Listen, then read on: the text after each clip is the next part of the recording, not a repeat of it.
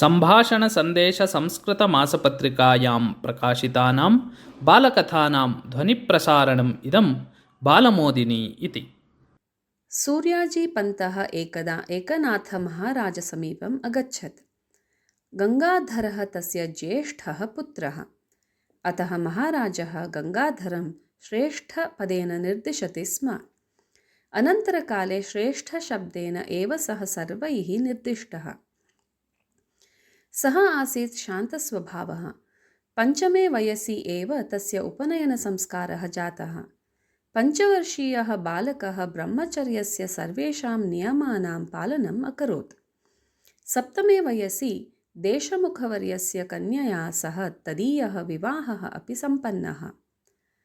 श्रेष्ठस्य भगवद्भक्तिः बाल्यादेव अपूर्वा आसीत्।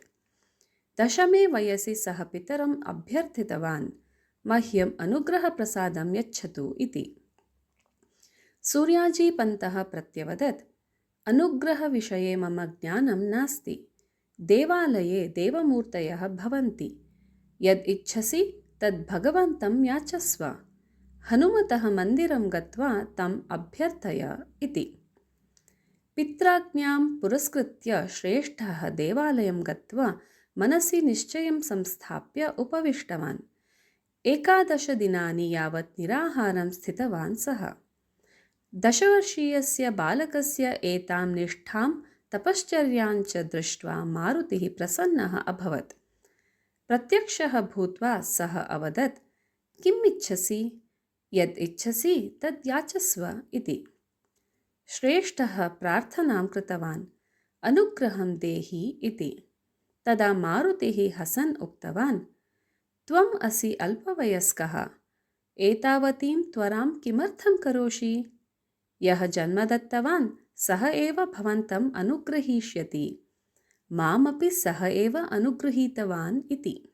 एतत् श्रुत्वा श्रेष्ठः अभ्यर्थनां कृतवान्, अनुग्रहः यदि न प्राप्येत तर्हि अयं देहः सजीवं न तिष्ठेत्। तदीयं दृढनिश्चयं दृष्ट्वा हनुमता श्रीरामचन्द्रस्य दर्शनं कारितम्।